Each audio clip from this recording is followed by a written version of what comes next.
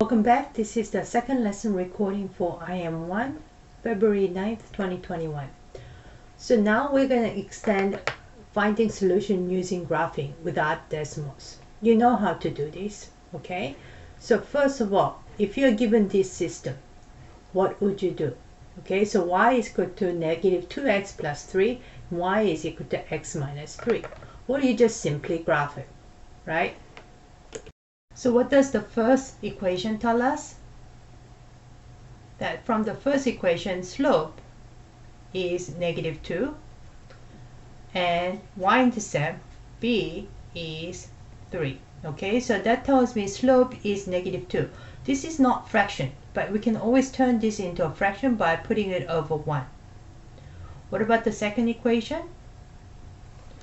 The second equation is the slope is going to be,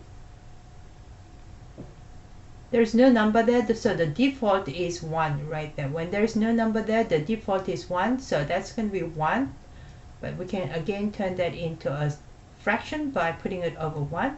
And the y-intercept in this case is negative 3. So let's graph those.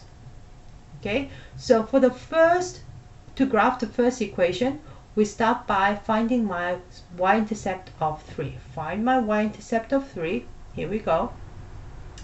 And then to draw a slope triangle of negative 2 over 1. The top number is the delta x, delta y. The bottom number is delta y, delta y. That means how it's an up and down number, so I am going to go down. It's negative 2, so I'm going to go down by 1, 2, and go to the right by 1. So this is my second point, and I am going to be drawing my 2. Okay, so here is my graph of the first line. Now the second line, to draw the second line, again I start with my y-intercept of negative 3, and then the up and down number is positive 1, so I go up by 1 and to the right by 1. So this one tells the up and down, top number tells me go up by 1, the bottom number tells me go to the right by 1. So that's my point. And I can do that multiple times. Okay, so then I need to draw a line. Okay, and here it is. Okay, so now that I've drawn my two lines, the red line and the blue line, what is my point of intersection? The point of intersection is right here. And that point here, though it's not drawn very well, it is actually 2, 1. So this tells me my solution is 2, 1. So the x is equal to 2 and y is equal to 1 is the solution to the system. I would like you to try to pause the video and try to graph them yourself, these two new systems, and see if you can find the solution. Okay, so again, I'm going to trust that you've had a go. Alright, so from the first equation, what do we know? The slope is the number in front of the x, so the slope is negative 3, which I can convert as negative 3 over 1.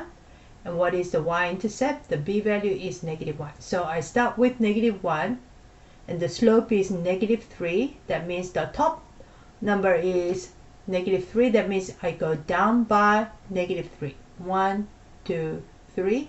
And the bottom number is 1, so I go to the right by 1. So this is my second point. That's my graph. And for my second equation, the slope is positive 2, which is same as 2 over 1. And the y value, the y-intercept is positive 4. That's the number without the x. So I find my y-intercept of positive 4. And then from here, draw the slope triangle of 2 over 1. That's go up by 2, 1, 2, and go to the right by 1. Here we go. So that's my second equation. And then from here, where is the point of intersection? It's right here. And the coordinate is negative 1 and comma 2. So the solution is x is equal to negative 1 and y is equal to 2. That satisfies the equation. Okay, so please pause the video and try to graph this and then find the solution. Okay, the first equation, the slope is what? Slope is the number that is being multiplied to x, that's 5/4. What is the y-intercept? B is 3. So find my y-intercept first, and then from here go up by 5. I cannot go up by 5. Well, that's the limitation of my graph. What could I do? What I could do is I could change this to both 5/4. This is positive 5/4 is same as negative 5/4. So what I could do is I could go down by 5 and then go to the left by 4. 1, 2, 3, 4. So this is my new point. Then from here I draw my line. Okay, for my second graph, second equation, the slope is negative 1/2 and the y-intercept B is negative 4. Start with my y-intercept of negative 4 and the slope is 1/2. The top number is up and down number, it's positive, so I go up by 1. The bottom number is my left and right number, so I go to the right by 2. So this is my new point. Okay. Oops, did I make a mistake? I did. Did you catch that? I forgot to notice that this is negative. So this is negative. So I can stick my negative in either as the top or the bottom. It's up to you. So I am first going to erase all of this because that's not correct. The correct y-intercept again is positive 4. No, it's negative 4. I'm sorry. I lost that negative sign as well. It's negative 4. So I did recognize that negative 4 is my y-intercept. And the slope is, I can either go with negative 1/2 or 1/-2. I'm going to go with negative 1/2. That means up and down number is negative 1. So I go down by 1, but go to the right by 2. 1, 2. So here it is. Okay. Okay, so that's my line there after drawing. So where do those two lines intersect? The point of intersection is right here. What is the coordinate? It is negative 4, negative 2. So it's negative 4, comma, negative 2. So negative 4, comma, negative 2 is my solution.